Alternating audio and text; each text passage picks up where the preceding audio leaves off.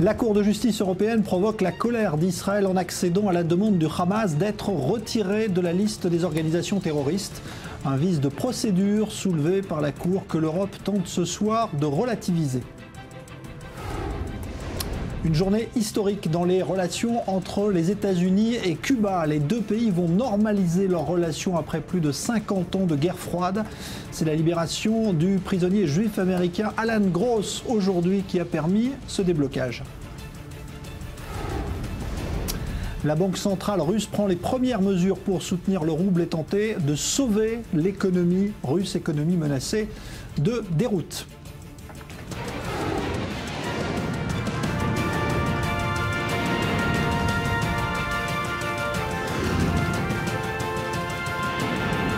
Grand Direct avec Jean-Charles Banoun.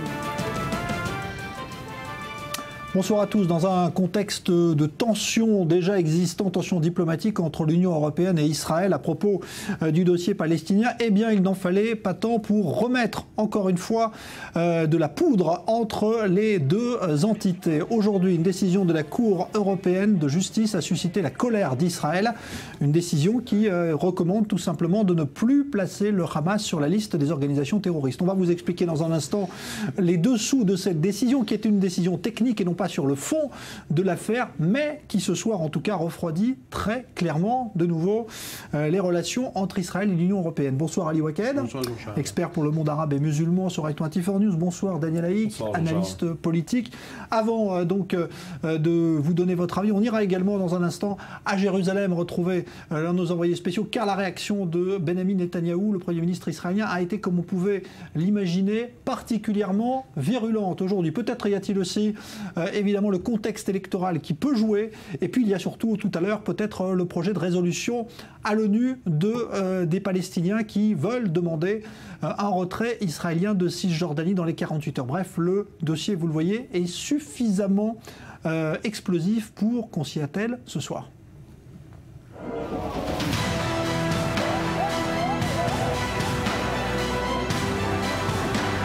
Hamas is a terrorist organization. It is the Europeans who put Hamas on the terror list in the first place. And we're hopeful that in the coming 3 months they will address and correct the procedural error. هذا القرار هو تصحيح لخطأ تاريخي وقع فيه الاتحاد الأوروبي بإدراج حركة حماس على قائمة المنظمات الإرهابية. It does not in any way affect the fact that the EU member states and the EU as such continue to consider Hamas a terrorist organization.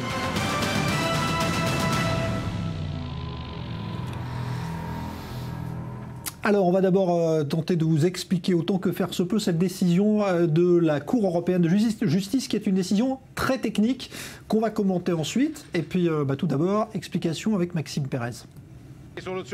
Une annonce choc sans conséquence pour le moment. Voilà comment pourrait se résumer la décision européenne d'accepter la requête du Hamas de se voir retiré de la liste des organisations terroristes de l'UE. Car s'il reconnaît un vice de procédure, le tribunal de l'Union européenne n'a pas imposé la levée des sanctions qui visent depuis 2003 le mouvement islamiste palestinien. Les avoirs de ce dernier continueront d'être gelés jusqu'à nouvel ordre. Pour autant, le Hamas affiche sa satisfaction. Cette décision corrige l'erreur historique que l'Union européenne a commise en intégrant le Hamas dans sa liste d'organisations terroristes. Le Hamas est un mouvement de résistance et son droit naturel est de résister à l'occupation en vertu du droit international. La communauté internationale devrait nous aider à résister à l'occupation et non l'inverse. En Israël, l'annonce européenne n'a pas suscité d'affolement. Reste que le Premier ministre Benjamin Netanyahou n'a pas tardé à réagir pour exiger que le Hamas soit immédiatement replacé sur la liste noire de l'UE. Afin d'éviter toute nouvelle polémique avec Israël, les responsables européens se sont efforcés de calmer le jeu. La décision judiciaire ne remettrait pas en cause la perception du Hamas comme organisation terroriste.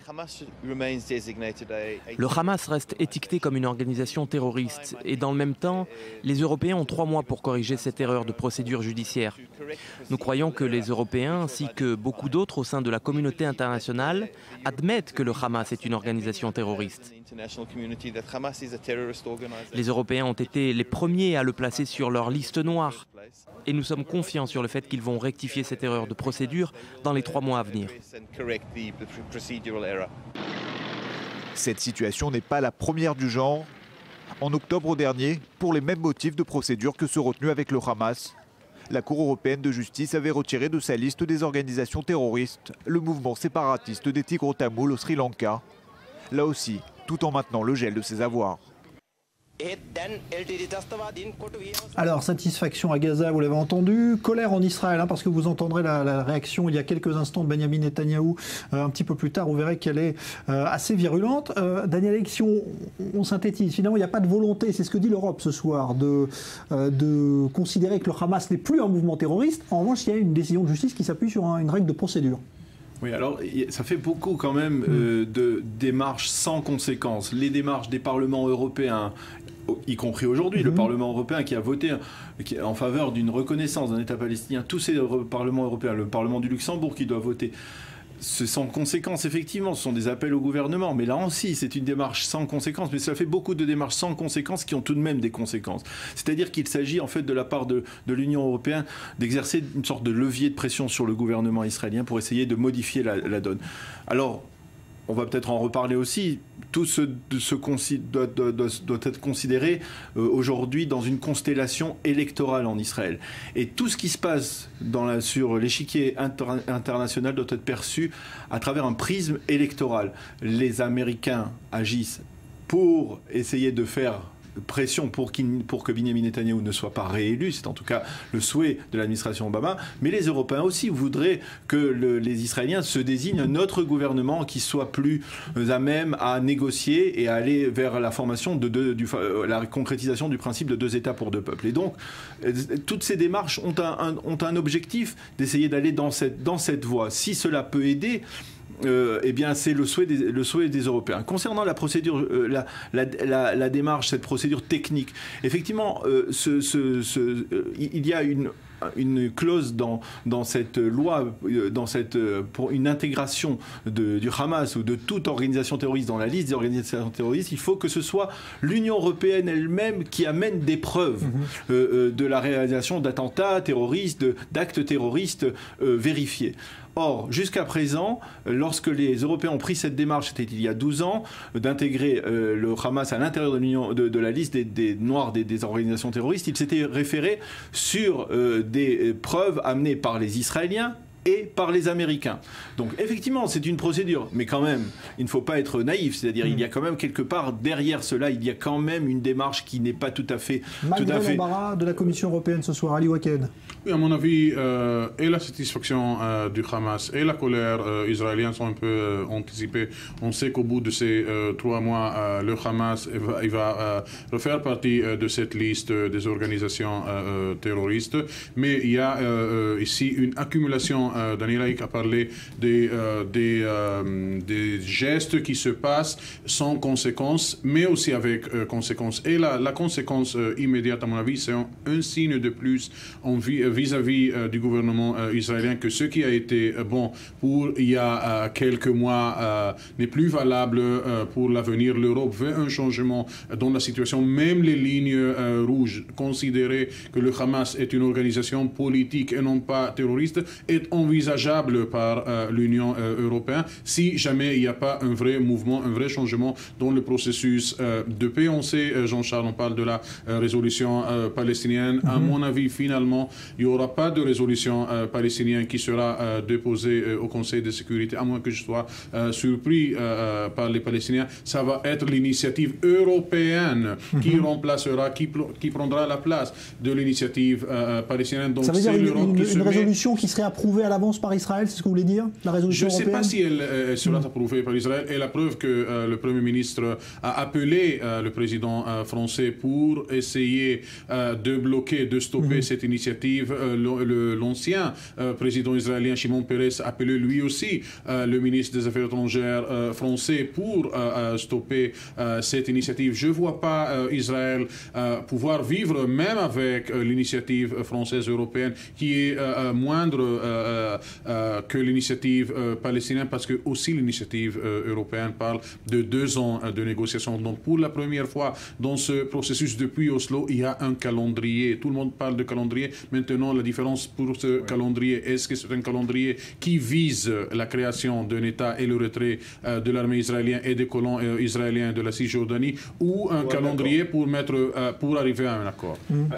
Un autre point concernant le Hamas, il y a aussi peut-être de la part de l'Union européenne, de la part des Européens, une volonté de perception que l'on a entendue chez les Américains au cours des derniers mois, de faire une distinction. Vous savez que Benjamin Netanyahou compare le Hamas à Daesh.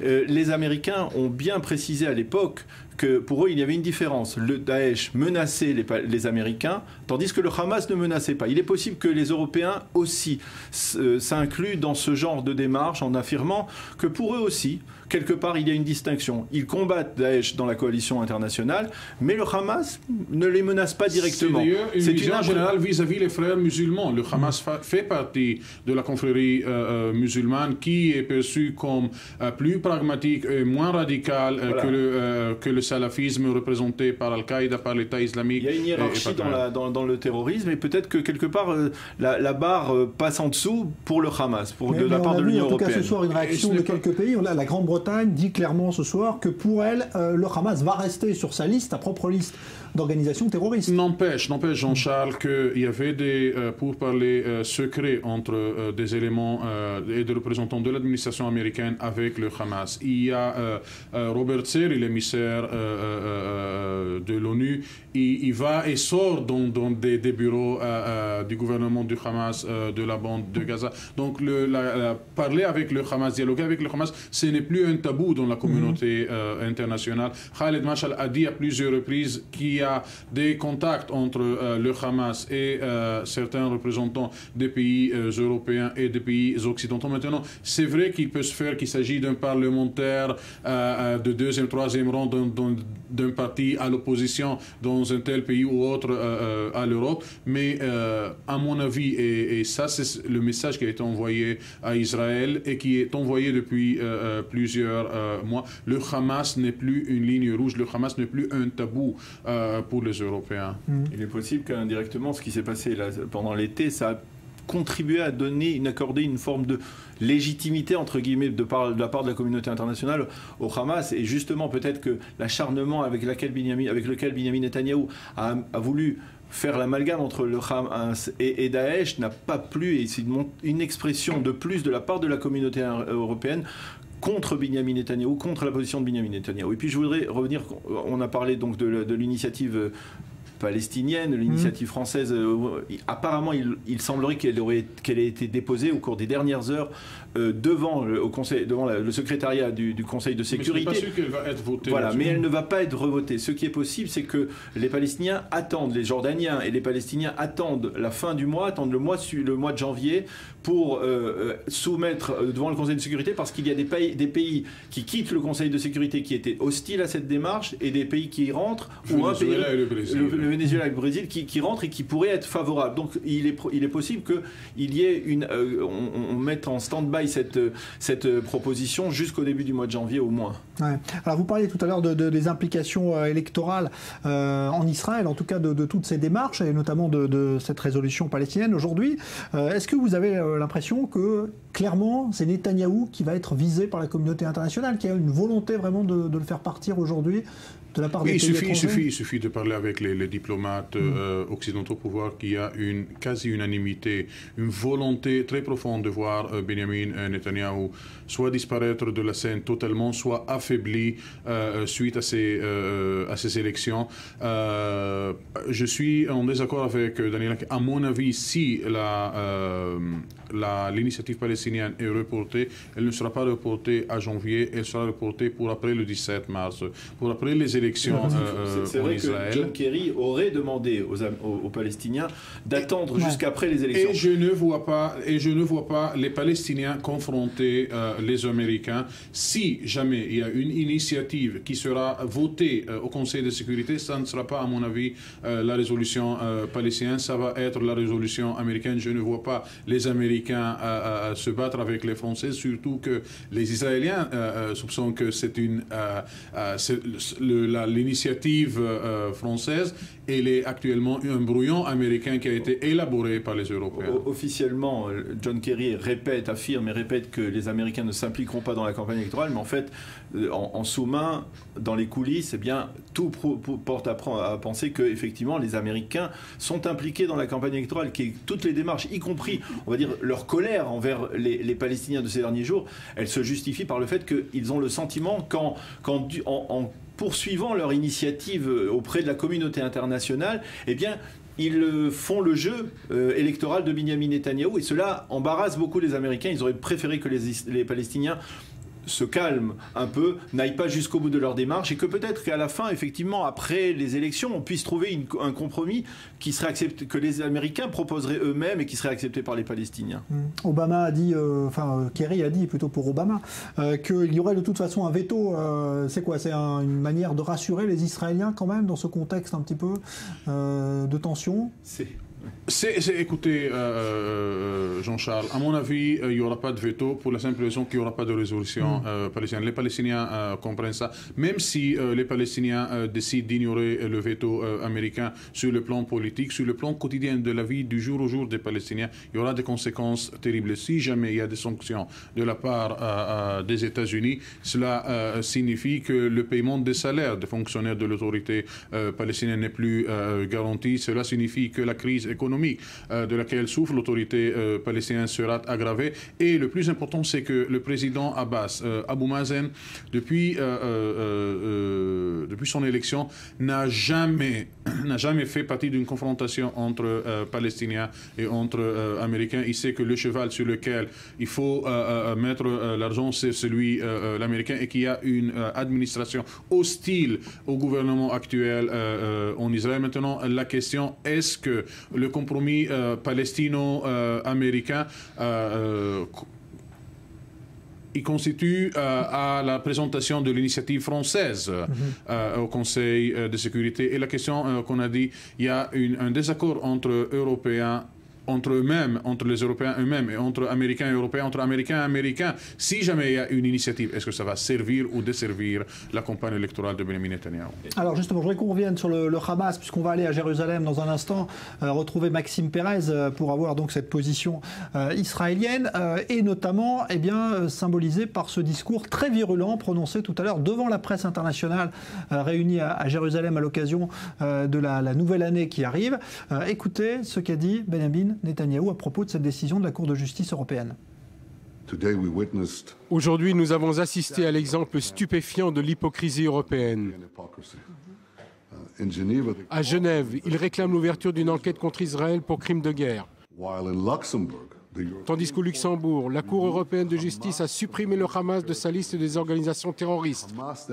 Le Hamas qui a commis d'innombrables crimes et d'innombrables actes terroristes. Il semble qu'ils soient trop nombreux en Europe à n'avoir rien appris, là où 6 millions de Juifs ont été massacrés. Mais nous, en Israël, nous avons appris. Nous allons continuer de défendre notre peuple et notre État contre les forces de la terreur, de la tyrannie et de l'hypocrisie. Voilà donc Benjamin Netanyahou. Tout à l'heure, on va retrouver justement à Jérusalem, devant le ministère des Affaires étrangères, Maxime Pérez. Bonsoir Maxime. Donc cette réaction de Benjamin Netanyahou symbolise une colère ce soir très forte de l'État d'Israël? Oui, des propos pour le moins incisifs, et on a l'impression que le Premier ministre israélien est en train de régler ses comptes avec l'Union européenne, dont il n'a jamais trop apprécié l'ingérence ici dans la région. Alors côté européen non plus, l'intransigeance de Benyamin Netanyahou sur le dossier palestinien ces dernières années lui a valu beaucoup de critiques et il n'est pas non plus un hôte très apprécié des chancelleries européennes. Alors étonnamment, ces propos de Benyamin Netanyahou n'ont pas suscité de levée de bouclier cet après-midi. Il n'y a eu aucune réaction officielle de la part de l'Union européenne. Peut-être que côté européen, on ne cherche pas la polémique et qu'on est peut-être déjà tourné vers l'après mois de mars, vers cette après-élection législative en Israël, qui peut-être verra un autre Premier ministre que Benyamin Netanyahou. Toujours est-il que sur la polémique qui a alimenté ce début de journée, avec cette décision d'un tribunal européen de retirer provisoirement le Hamas de la liste des organisations terroristes, et bien là, l'UE fait pour l'instant, veut en tout cas montrer patte blanche, puisqu'elle a immédiatement dépêché ici à Jérusalem cet après-midi une délégation d'experts juridiques, notamment le conseiller juridique de l'Union européenne, dont la mission est sans équivoque amasser un maximum de données, d'éléments, de preuves qui vont conforter le Hamas avec le statut du Hamas comme organisation terroriste. Alors restez avec nous, Maxime Pérez, puisqu'on parle du Hamas justement. Je vous propose d'écouter ces propos extrêmement rares parce qu'ils ne s'expriment jamais. C'est exclusif donc d'un officier du renseignement militaire dans l'armée israélienne, rencontré aujourd'hui par Firas Ahmed pour i24 News, et qui évoque justement, puisqu'il suit ce dossier palestinien, ce qui se passe en ce moment à Gaza avec le Hamas depuis la fin de l'opération Bordure Protectrice. Calme apparent, écoutez. Le Hamas, ces derniers jours, s'accapare une partie importante des matériaux de construction destinés à Gaza pour ses propres besoins militaires.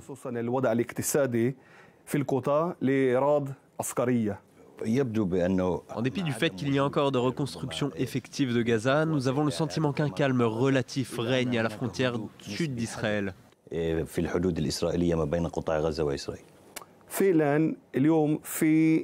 Aujourd'hui, il y a un lien extrêmement marqué entre le calme sécuritaire et le processus de reconstruction de Gaza. Et c'est aussi dû à la situation économique. Je souhaiterais évoquer avec vous la situation en Cisjordanie au moment où il est question d'une rupture de la coopération sécuritaire entre Israël et l'autorité palestinienne. Dans ce contexte, pouvez-vous nous dire si le Hamas est toujours tenté par une déstabilisation de cette région ? Écoutez, le Hamas tente par l'intermédiaire de ses anciens prisonniers libérés dans le cadre de l'accord Shalit et qui se trouve actuellement à Gaza de provoquer un embrasement en Cisjordanie, mais surtout à Jérusalem-Est. Mais jusqu'ici, leurs plans ont échoué. Alors Maxime Pérez, qu'est-ce qu'on doit retenir justement de cette analyse d'un spécialiste de la question ? Ouais, c'est vrai que ce sont des propos assez rares et un véritable privilège de pouvoir recueillir les propos d'un haut gradé du renseignement militaire israélien. Eh bien, il nous dépeint une situation sécuritaire face aux Palestiniens, dans les territoires palestiniens, assez peu réjouissante. D'abord dans la bande de Gaza, avec ces accusations assez lourdes portées contre le Hamas, qui aurait déjà commencé à détourner les matériaux de construction à des fins militaires, ce qui a poussé Israël ces dernières semaines à stopper purement et simplement l'acheminement de convois de béton vers la bande de Gaza. Le Hamas qui en réalité est depuis des semaines maintenant tourné vers une nouvelle confrontation militaire avec Israël. Il est sorti galvanisé selon les termes de cet officier du renseignement militaire israélien, de cette confrontation estivale avec l'armée israélienne où il a tenu tête à Tsahal pendant près de 50 jours. Et aujourd'hui, ce sont simplement des considérations économiques et financières qui l'empêchent de se relancer dans une nouvelle escalade face à Israël. Merci Maxime Pérez, donc en direct de Jérusalem. Un commentaire là-dessus, sur cette situation, donc calme apparent. qui présage peut-être d'un nouvel affrontement? Dans ces derniers jours et semaines, on a vu le Hamas à nouveau s'entraîner sur les tirs de roquettes, essayer, expérimenter de nouvelles roquettes, des signes que le Hamas a reçu des nouvelles roquettes. Dans les défilés pour célébrer la fondation du Hamas le week-end dernier, le Hamas s'est félicité et a même remercié l'Iran pour le fait que l'Iran a maintenu l'armement du Hamas au cours de ces derniers mois, voire on est capable à confronter Israël à nouveau, mais sur le plan stratégique, le Hamas ne veut pas une confrontation avec Israël. Le Hamas veut consolider son pouvoir sur la bande de Gaza. Le Hamas est très inquiet d'un scénario qui l'isole lui aussi, parce que la campagne diplomatique européenne et américaine, si elle vise d'isoler le gouvernement de Benjamin Netanyahu, la campagne arabe menée par l'Égypte vise à isoler le Hamas et à faciliter le retour à la bande de Gaza du président palestinien et de l'autorité palestinienne. Et c'est le scénario cauchemar pour le Hamas. C'est pour cela que je ne vois pas le Hamas cette fois-ci aller au bout pour essayer de réduire la pression à laquelle il fera face, et une pression cette fois-ci aussi de la population palestinienne qui se verra empêchée de voir l'autorité palestinienne et le retour à la famille humaine, j'ose dire, après quelques années que la population à la bande de Gaza, presque 2 millions et quelques de Palestiniens, ont été emprisonnés, sauf à quelques reprises quand le passage de Rafah a été ouvert. Daniel Haïk, le Hamas vote aussi, lui, pour ces élections israéliennes? Écoutez, le Hamas est déjà invité à plusieurs reprises dans les différentes campagnes électorales. On l'avait vu en particulier en 1996, lorsque les attentats terroristes ont fait pencher la balance en faveur de Benjamin Netanyahu au détriment de Shimon Peres. Un mot sur l'activité diplomatique, très court. Benjamin Netanyahu, concernant la possibilité d'un veto américain, pour lui, eh bien, ce serait gagnant-gagnant qu'il y ait un veto ou qu'il n'y en ait pas. S'il y a un veto, il peut dire « Regardez, les Américains me soutiennent, je suis le partenaire pour les Américains ». S'il n'y en a pas, il pourra dire « Regardez, nous sommes dans une situation difficile, il faut que nous soyons plus forts ». Donc dans tous les cas, pour Benjamin Netanyahu, c'est gagnant. Et c'est pour cela peut-être que les Américains ne veulent pas aller jusqu'au bout dans le Conseil de sécurité. Alors, on est en ligne avec l'avocate justement qui a permis au Hamas d'obtenir cette décision de justice à Luxembourg devant donc la Cour européenne. Bonsoir, maître Liliane Glock. Bonsoir. Est-ce que d'abord vous allez demander de poursuivre cette procédure au fond, c'est-à-dire à demander le retrait effectif du Hamas de cette liste d'organisations terroristes? Le retrait effectif est déjà prononcé. Simplement, le tribunal dit qu'il diffère les effets à 3 mois. Il faut savoir aussi que le délai d'appel est 2 mois. Alors, il diffère à 3 mois ou alors à la décision de la Cour, puisque cet arrêt peut être attaqué devant la Cour de justice de l'Union européenne. Donc, si vous voulez, l'illégalité de l'inscription à la liste, ça c'est prononcé, c'est fait. Ce sont les effets qui sont différés pendant 3 mois. C'est-à-dire si par exemple il y a de l'argent gelé, il reste gelé. Donc pour le fond, le tribunal ne doit pas se prononcer tout de suite. En tout cas, c'est pas prévu. D'un mot. Je vous entends assez mal. Bon, alors je vais devoir arrêter parce qu'on a une liaison un peu compliquée. Mais en tout cas, merci maître Liliane Glock d'avoir été en direct avec nous. Je rappelle que vous représentez le Hamas devant la Cour de justice européenne. Merci Ali Waked, merci Daniel Haïk. Dans un instant, la suite du Grand Direct, évidemment avec l'autre événement marquant de cette journée, la normalisation annoncée des relations entre les États-Unis et Cuba. C'était il y a quelques minutes, on vous dit tout dans un instant. Restez avec nous.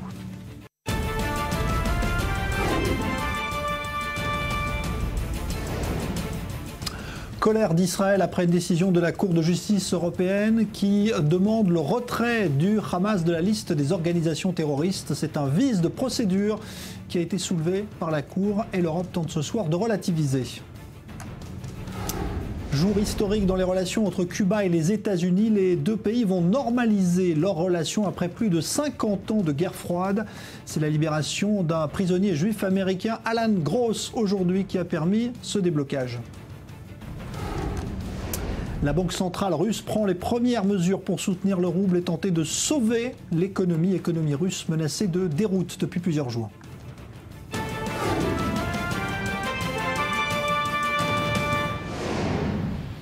Avant d'évoquer le dossier Cuba-États-Unis, direction d'abord le Pakistan au lendemain de ce drame, cette tragédie qui a épouvanté le monde entier. 3 jours de deuil national ont été décrétés après donc ce massacre dans l'école militaire de Peshawar qui a fait 148 morts dont 132 enfants.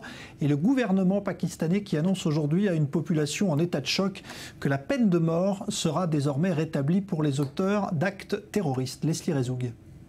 De longues listes de morts et de blessés, des dizaines de noms d'adolescents qui rappellent le terrible carnage de l'attentat de Peshawar. L'attaque d'une école mardi avait causé la mort de 141 personnes, dont 132 adolescents. Ce mercredi matin, les familles et les proches des élèves se pressent à l'hôpital Lady Reading de Peshawar, devenu un lieu de recueillement, d'accueil et de soutien. Certains pleurent leur mort, d'autres se pressent autour des lits des survivants du carnage, des survivants sous le choc et qui décrivent des scènes d'horreur. Passant de classe en classe, les 6 talibans du mouvement des talibans du Pakistan, le principal groupe rebelle islamiste du pays, n'ont pas hésité à tuer à la chaîne des enfants souvent âgés d'à peine plus de 12 ans. D'autres témoins décrivent le mouvement de panique à l'extérieur de l'école. J'ai vu quelques personnes venir dans une camionnette. Ils sont sortis de la camionnette et y ont mis le feu. Je suis venue ici et j'ai vu qu'il n'y avait rien. Ils avaient l'air d'être des terroristes. Ils ont aussi tiré sur un homme qui se tenait là. Il s'est enfui chez lui après. Je me suis aussi enfui en courant jusqu'à chez moi. Digne mais effondrée, la population pakistanaise rend hommage aux disparus. 3 jours de deuil national ont été décrétés, de nombreux commerces et écoles sont fermés et des cérémonies de prière ont eu lieu toute la journée. Des hommages auxquels se sont joints les plus hautes instances de l'État. Le Premier ministre Nawaz Sharif a dénoncé une tragédie provoquée par des sauvages. Il a réuni les représentants de toutes les tendances politiques pour une prière commune. Un symbole d'unité nationale qui doit être suivi d'actions concrètes pour combattre le terrorisme. En urgence, le Pakistan vient d'annoncer la levée de son moratoire sur la peine de mort dans les cas de terrorisme. Nous allons continuer cette guerre aussi longtemps qu'il restera des terroristes dans notre pays. La session d'aujourd'hui a permis au gouvernement de donner les mêmes objectifs aux différents partis politiques. Alors que l'armée pakistanaise a longtemps été accusée de proximité avec les talibans, elle compte bien tout faire désormais pour combattre cet ennemi de l'intérieur. Et en Afghanistan, les talibans ont mené une autre attaque spectaculaire aujourd'hui contre une banque dans le sud du pays. Nouvelle prise d'otage, là encore, qui a duré plusieurs heures et qui s'est soldée par la mort de 5 personnes, plus les 3 assaillants. Barack Obama aux États-Unis, Raúl Castro à Cuba ont chacun annoncé tout à l'heure la normalisation à venir des relations diplomatiques entre les 2 pays ennemis depuis la guerre froide et l'arrivée des communistes au pouvoir à Cuba. C'était en 1959. Un peu plus tôt dans la journée, c'est l'annonce de la libération d'un ressortissant américain incarcéré depuis 2009 à Cuba qui a permis ce tournant historique. Joseph Emmanuel. Libre. L'Américain Alan Gross avait été condamné pour espionnage et sort de 5 ans de détention à Cuba. Officiellement une libération pour raisons humanitaires, mais un geste dans lequel beaucoup voient l'ouverture d'une nouvelle ère entre les 2 ennemis voisins. Le citoyen américain était en route vers son pays dès mercredi matin et son affranchissement pourrait entraîner une révision de la politique américaine vis-à-vis de Cuba. Ce mercredi soir et dans une probable concertation, les présidents s'expriment et font vivre un instant pouvant devenir un moment d'histoire. Nous allons commencer à normaliser les relations entre nos 2 pays. Et à travers ces changements, nous espérons créer des opportunités pour les Américains et pour les Cubains. Un nouveau chapitre commence parmi les nations d'Amérique. Cette décision du président Obama mérite le respect et la reconnaissance de notre peuple. Je souhaite remercier et reconnaître l'appui du Vatican, et spécialement du pape François. Et Cuba réaffirme sa disposition à soutenir la coopération au sein d'organisations internationales comme l'ONU. Depuis plus d'un demi-siècle, l'île communiste fait l'objet d'un vif embargo commercial. Séparés seulement par les 150 km du détroit de Floride, les 2 États n'ont plus de relations diplomatiques officielles depuis 1961, mais disposent chacun d'une section d'intérêt qui fait office d'ambassade. Washington a toujours conditionné une détente à la libération d'Alan Gross, ancien contractuel du département d'État. Arrêté le 3 décembre 2009 à Cuba, M. Gross avait été condamné à 15 ans de prison pour avoir introduit du matériel de transmission satellitaire. Mais des sources américaines affirment qu'un échange aurait eu lieu entre le détenu américain et 3 Cubains écroués aux États-Unis pour des raisons similaires. 3 hommes réclamés par Cuba et définis par les frères Castro comme des héros de la lutte antiterroriste. Plusieurs signes de détente étaient apparus ces dernières semaines entre les 2 irréconciliables. Et à l'instar d'une improbable poignée de main en Afrique du Sud lors de l'hommage à Nelson Mandela, La coopération internationale dans le combat contre Ebola poussa La Havane et Washington à des échanges d'amabilité. Raúl Castro succédait à son frère en 2006 et le jeune président mit un frein aux diatribes anti-américaines quand son homologue américain assouplissait les règles pour voyager vers l'île. Les prémices d'une relation nouvelle dans laquelle le pape François aurait joué un rôle d'intermédiaire essentiel, écrivant cet été aux deux chefs d'État. Un pape de dialogue qui serait donc obliquement responsable de la libération de M. Gross. Alors on va essayer de comprendre ce qui s'est passé, comment on peut tourner d'un coup comme cela 50 ans de guerre froide. On est en ligne avec Nicole Bacharan qui est politologue spécialiste des États-Unis. Bonsoir Nicole.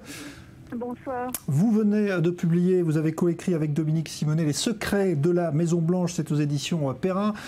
Est-ce qu'à votre avis c'était une des priorités de Barack Obama dans sa présidence que de régler justement ce dossier cubain ? C'était très important. Je ne sais pas si on peut parler de priorité, mais ça faisait vraiment partie des choses qu'il tenait à faire. Il en avait vraiment, évidemment parlé pendant sa campagne électorale de 2008. Et quand il est arrivé au pouvoir en début 2009, c'est en avril 2009, donc très vite, qu'il a commencé à lever certaines restrictions envers Cuba, notamment le voyage des Cubains américains vers Cuba pour pouvoir rendre visite à leur famille et également pour pouvoir leur envoyer de l'argent.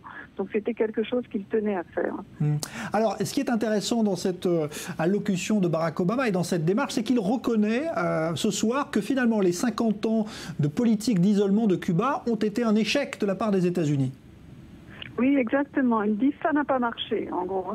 Le but initial de l'embargo vers Cuba, c'était de renverser le régime de Castro. Les Américains ont essayé de le renverser de beaucoup de manières différentes à partir de 1960-61. Visiblement, ça n'a pas fonctionné. Fidel puis Raúl Castro, même très âgés, sont toujours là. L'île est comme le dernier rempart communiste à proximité des côtes américaines. Et donc, tant d'années après, quand Cuba n'est plus une menace, quand il n'y a plus le sponsor soviétique derrière, Barack Obama, je crois, a raison de dire qu'il est grand temps de tourner la page de la guerre froide, au moins dans cette partie du monde. Alors, dernière question, Nicole Bacharan, est-ce qu'il va réussir à faire débloquer toutes les sanctions commerciales qui existent de la part d'un Congrès qui va devenir républicain dans quelques jours ? Alors écoutez, je ne le pense pas. D'ailleurs, ce soir, l'embargo n'est pas levé puisque ça dépend d'une loi. Seul le Congrès peut le faire et je doute fort que le Congrès à majorité républicaine qui arrive en janvier fasse cette faveur, donne cette victoire à Barack Obama. Donc ce qu'il peut faire, c'est ce qu'il annonce aujourd'hui, c'est minimiser autant que possible l'impact de cet embargo et notamment très symbolique en réouvrant une ambassade à La Havane pour voir le drapeau américain à La Havane. Ça fait quand même quelque chose. Merci beaucoup Nicole Bacharan. Je rappelle le titre de l'ouvrage que vous avez coécrit avec Dominique Simonet, Les secrets de la Maison Blanche, publié aux éditions Perrin. Merci d'avoir été en direct pour commenter donc ce qui ressemble quand même à un événement historique ce soir. Quel sera le projet de la résolution présentée tout à l'heure au Conseil de sécurité de l'ONU par les Palestiniens? Malgré les menaces de veto américain, l'autorité palestinienne semble décidée à présenter un texte, mais la version pourrait bien être remodelée et il n'est pas sûr qu'elle aboutisse d'ailleurs à un vote. La France y jouerait un rôle prépondérant. Cyril Amar. La résolution est approuvée. Ils ont dit oui. Après la Suède, la Grande-Bretagne, la France ou encore l'Espagne, c'était au tour des députés européens de soutenir aujourd'hui la reconnaissance d'un État palestinien. Un oui, mais, car cet appui de principe, adopté à une écrasante majorité, doit aller de pair avec la relance du processus de paix. Symbolique, non contraignante, pour Israël, cette nouvelle résolution est avant tout contre-productive. Au lieu d'encourager les Palestiniens à dialoguer, à faire des compromis et à endosser une position réaliste, cela ne fait que les éloigner des négociations. Pourquoi négocieraient-ils s'ils savent que dans 2 ans, quoi qu'il advienne, ils obtiendront tout ce qu'ils souhaitent? Nous pensons que toute mesure unilatérale ne fera que détériorer la situation et n'aidera en rien à aboutir à un règlement.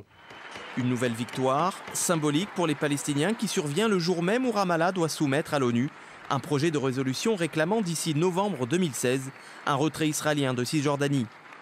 Un texte édulcoré par la diplomatie française pour éviter le veto américain, mais dont les contours restent encore flous.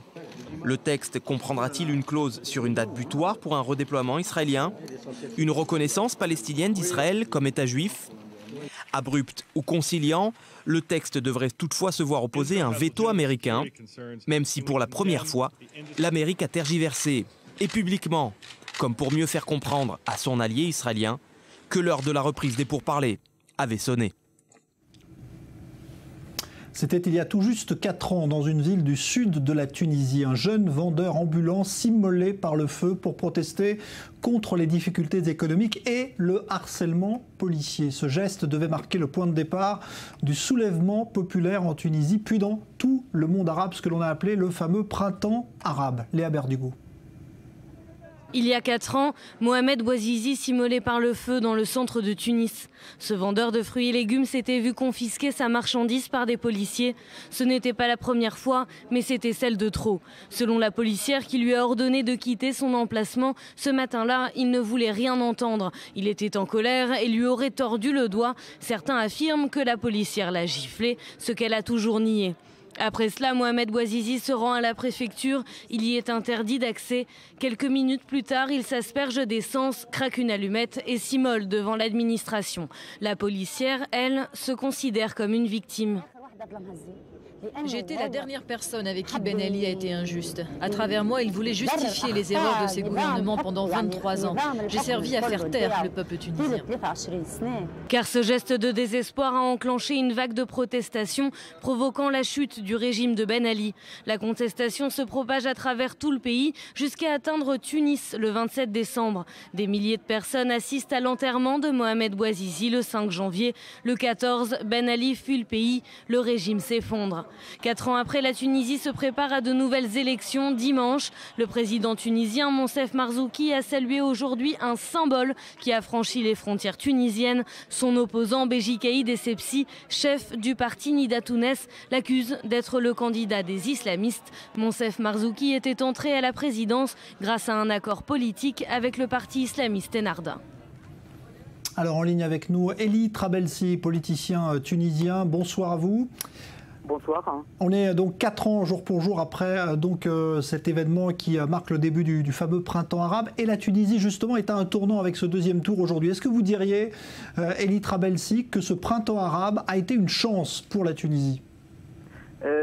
Je crois pas, parce que si aujourd'hui on parle de la date du 17 décembre 2010, nous paraît une date importante où elle marque le déclenchement du printemps arabe et qui devait mettre fin à la dictature et à la corruption. Beaucoup de Tunisiens la voient comme un coup d'État masqué qui avait tout simplement un seul but, c'est de donner le pouvoir aux islamistes. Aujourd'hui, on n'en parle plus du 17 décembre, on parle plus du 14 janvier, la date où le président tunisien a quitté le territoire, mais par contre, on parle du retour des opposants, malgré que le retour des opposants et des prisonniers politiques à la scène n'ont pas permis de réaliser les objectifs du soulèvement populaire. Alors leurs promesses non tenues aux Tunisiens leur a coûté leur place durant les dernières élections où ils ont pris un vrai revers. Alors là, il y a un deuxième tour très attendu avec effectivement encore le président sortant qui est islamiste, puis un candidat qui représente, lui, bien la Tunisie plus démocratique, je dirais, et laïque. Est-ce que vous pensez que ça peut être justement le bon moment pour la Tunisie de tourner la page de cette période ? Non, moi aujourd'hui, je pense qu'il y a un vrai problème pour les prochaines pour les élections de dimanche. C'est qu'aujourd'hui, si Béji Caïd Essebsi gagne les élections, ça veut dire qu'aujourd'hui, s'il veut faire des lois, il veut aider la Tunisie, il veut changer le visage politique de la Tunisie, il n'aura pas de problème puisqu'il a la majorité au Parlement. Le seul problème qui se pose, c'est que si Marzouki gagne, il fera son veto tout le temps sur les lois. Et il sera aidé par les islamistes qui n'ont pas la majorité au Parlement. Donc ça crée vraiment un vrai problème entre l'institution du président et l'institution du chef de gouvernement. Merci beaucoup, Elie Trabelsi, donc politicien tunisien. Merci d'avoir été en direct. Élection, deuxième tour prévu dimanche. L'Irak à présent avec une nouvelle affaire terrifiante qui implique un membre de l'État islamique, un terroriste qui a été arrêté par l'armée irakienne et qui a reconnu avoir exécuté lui-même plus de 150 femmes à Falloujah lors de la prise de cette ville par l'État islamique. Le crime de ces victimes, avoir refusé de servir comme esclaves sexuels au sein de l'État islamique. Maël Benoliel. Au moins 150 femmes auraient été exécutées par un seul membre de l'État islamique ces derniers jours dans la province occidentale irakienne d'Al-Anbar. Ces femmes, dont certaines étaient enceintes, auraient refusé de se marier avec des militants de l'organisation djihadiste. Au moins 150 femmes, y compris des femmes enceintes, ont été exécutées à Falloujah par un militant nommé Abu Anas Alibi, après que celle-ci ait refusé de se marier à des militants djihadistes de l'État islamique. De nombreuses familles ont également été forcées de quitter la province nord de la ville d'Al-Wafa, alors que des centaines d'habitants ont reçu des menaces de mort. D'autres sources évoquent quant à elles un groupe de combattants. Ils auraient enterré leurs victimes dans les fosses communes de l'un des quartiers de la ville de Falloujah. Selon un rapport du Haut-Commissariat des Nations Unies pour les réfugiés, près de 14 millions de personnes auraient été déplacées depuis le début des conflits en Syrie et en Irak. L'Organisation des Nations Unies a aussi publié une liste il y a quelques semaines dans laquelle elle fait état des abus et des violations des droits de l'homme perpétrés par la nébuleuse salafiste de façon systématique. D'après ce même rapport, les femmes constitueraient une cible privilégiée pour l'État islamique. En août dernier, 500 femmes, principalement des communautés yézidites et chrétiennes, avaient été enlevées. Elles avaient été envoyées dans la région de Ninive, en Irak, pour récompenser les combattants djihadistes et être utilisées comme des esclaves sexuels. Le groupe islamiste a même publié il y a quelques jours un guide en ligne intitulé « Questions et réponses sur l'emprisonnement et les esclaves ». Un guide censé définir les bonnes pratiques en matière de viol des femmes réduites en esclavage par les djihadistes sur le territoire du prétendu État islamique. Et en Syrie également, les observateurs des droits de l'homme annoncent ce soir la découverte d'une fosse commune contenant 230 corps, massacre de nouveau attribué aux combattants de l'État islamique. L'économie tout de suite.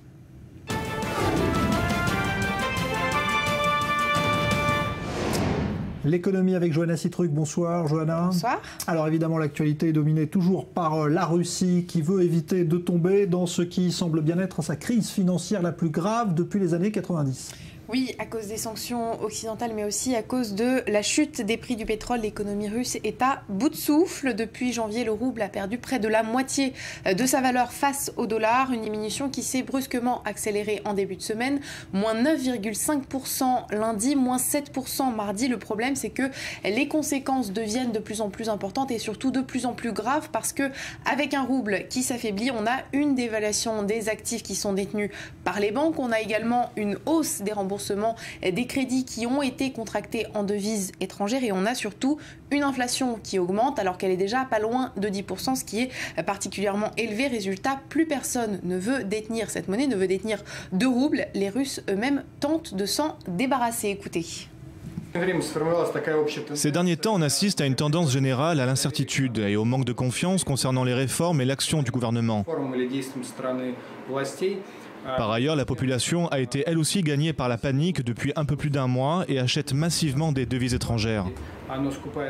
Alors justement, Johanna, que fait la Russie? Elle réagit aujourd'hui? Eh bien oui, la Banque centrale d'un côté et le gouvernement de l'autre ont pris toute une série de mesures pour soutenir l'économie du pays, des mesures qui permettent de jouer en fait avec la disponibilité des monnaies. Comment? En faisant en sorte d'augmenter la quantité de devises étrangères, notamment du dollar, sur les marchés russes. L'objectif est que leur valeur diminue pour que, en comparaison, le rouble, lui, s'apprécie et ça semble fonctionner, notamment aujourd'hui, puisque en fin de journée, le rouble a repris quelques couleurs, plus 14% face au dollar. Le problème, c'est que cette situation instable et dangereuse, tout particulièrement pour les entreprises étrangères qui sont installées en Russie. Pourquoi? Parce que tout l'argent qu'elles gagnent aujourd'hui avec un rouble faible, elles devront ensuite le convertir en dollars ou en euros lorsque le rouble sera remonté et ça va leur faire perdre de l'argent. D'ailleurs, pour éviter cette situation, l'américain Apple a décidé aujourd'hui de suspendre ses ventes en ligne en Russie. Merci Johanna Citruc. On parle justement des États-Unis. On est à quelques mois du coup d'envoi des primaires pour la présidentielle de 2016. Un candidat républicain vient de se dévoiler de manière presque certaine et il s'agit de Jeb Bush, frère de l'ancien président George Bush Jr., fils du précédent George Bush. Shai Ben-Ari nous dresse son portrait avec Léa Volbert. C'est désormais presque officiel. Ce mardi, Jeb Bush annonçait qu'il explorait activement les perspectives d'une candidature à la présidentielle de 2016 aux États-Unis. Cela fait simplement partie d'un processus au cours duquel j'envisage sérieusement de me présenter. Pour être honnête, je m'intéresse pour l'instant aux fêtes de Noël. Mais en temps voulu, j'écouterai le peuple et je verrai si mon message trouve un certain écho. Cela se fera l'année prochaine. En attendant, je vais me détendre un peu. Le ton est plutôt détaché, mais qu'on ne s'y trompe pas, il s'agit bien du traditionnel premier pas dans la course rituelle à la Maison-Blanche. La famille Bush n'en est pas à ses débuts en politique. Jeb est bien sûr le frère du 43e président George W., un bagage qui pourrait bien s'avérer être un lourd fardeau. Jeb Bush est considéré comme modéré au sein du Parti républicain, de quoi s'attirer le soutien des centristes, mais il pourrait bien se confronter à une forte opposition des membres plus conservateurs du parti. Un parti qui a subi 2 défaites consécutives avec 2 candidats jugés modérés, Mitt Romney et John McCain. En revanche, Bush semble populaire auprès de certaines personnalités influentes. En mars dernier, Sheldon Adelson, l'un des principaux financiers du parti, avait donné le coup d'envoi de 4 jours de séminaire politique. Le magnat de la presse et conservateur Rupert Murdoch s'est lui aussi prononcé en faveur de Bush. En outre, la femme de Bush, Colomba, née au Mexique, pourrait lui offrir un net avantage. Alors que les républicains briguent l'électorat hispanique, on peut s'attendre à voir Colomba jouer un rôle clé dans la campagne. Les sondages publiés hier confirment la place de Jeb Bush en tête du camp républicain, derrière Mitt Romney, qui a pour sa part annoncé qu'il ne se présenterait pas. En Allemagne, la chancelière Merkel a dénoncé cette semaine ceux qui prônent la haine de l'islam, et ce au moment où les manifestations d'extrême droite se multiplient dans le pays. À Berlin, on tente au contraire de rapprocher les communautés pour éviter les tensions, par exemple entre juifs et arabes. Reportage sur place de notre envoyé spécial Shahar Peled avec Julia Gadancia. Quelle est la recette pour faire la paix? C'est ce que cherche à découvrir Siska Jansen avec son atelier de cuisine. Siska est d'origine néerlandaise et indonésienne et vit en Allemagne. Son but, tenter de rapprocher Israéliens et Palestiniens. Le projet de Siska, Cuisiner pour la paix, vise à tisser des liens entre Israéliens et Palestiniens en se concentrant sur ce qu'ils ont en commun, comme la cuisine, plutôt que sur les différences politiques.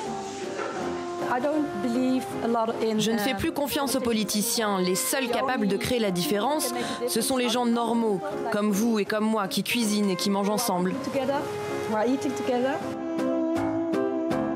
Lassés de voir la désolation dans les 2 camps, Siska et ses bénévoles, qu'ils soient turcs, pakistanais, hongrois ou encore vénézuéliens, s'activent ensemble pour récolter des dons.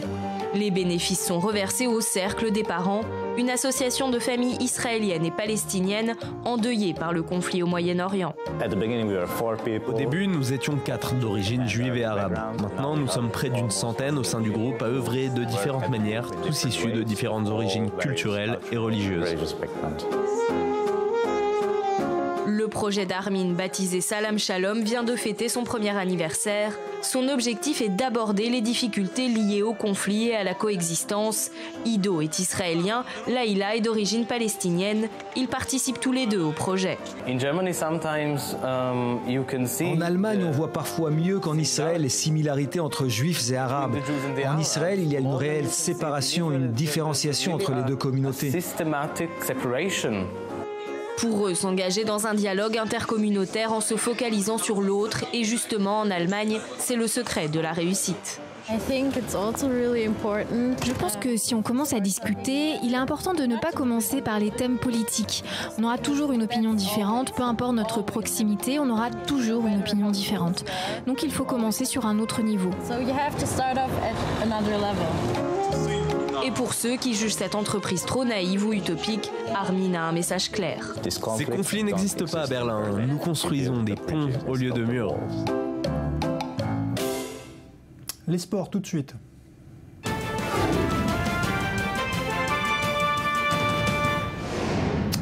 Et le football pour évoquer la qualification très facile du Real Madrid pour la finale du Mondial des clubs. Dernière compétition de l'année qui a lieu en ce moment au Maroc. Par exemple ici dans le stade de Marrakech, vous allez voir l'un des 4 buts du Real. Le premier donc pour Ramos, le Real qui s'est imposé 4-0 face au club mexicain de Cruz Azul, avec notamment un but du Français Benzema. Le voici, Karim Benzema en très grande forme en ce moment. Et on va d'ailleurs l'écouter alors que les Mexicains, vous le voyez, ont raté un pénalty.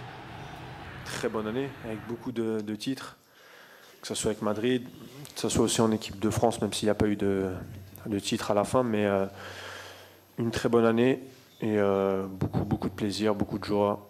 je me suis vraiment fait plaisir, que ce soit au Real Madrid ou en équipe de France.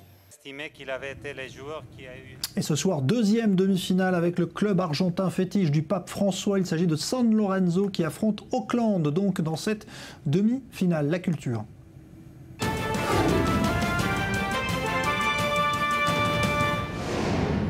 Et de passage en Israël pour présenter son dernier film, l'acteur-réalisateur français à succès Danny Boone est l'invité du Culture Mag sur i24 News au micro de Valérie Abécassis. Il a notamment évoqué le climat actuel d'antisémitisme en France, lui qui s'est converti au judaïsme il y a quelques années. On l'écoute.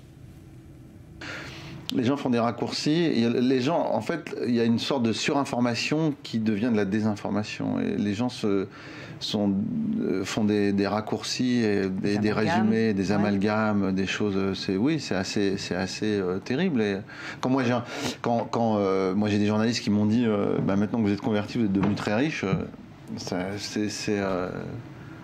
J'ai eu ça, pseudo-blague, maintenant que vous êtes juif, vous êtes devenu très riche. Je dis, mais attendez, donc comment on réagit? Qu'est-ce qu'on fait? On s'énerve, on quitte le plateau. Donc moi j'ai répondu, d'abord j'étais très riche quand j'étais catholique déjà. Et je dis, je vais vous dire une autre chose qui va vous rassurer, je connais beaucoup de juifs pauvres.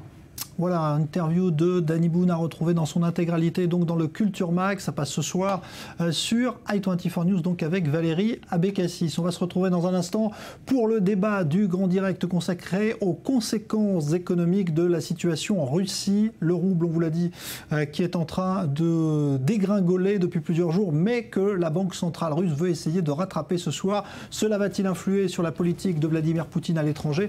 C'est l'une des questions centrales que l'on va se poser dans un instant avec nos invités pour le débat du grand direct. Restez avec nous, on revient dans un instant, juste après une pause. À tout de suite.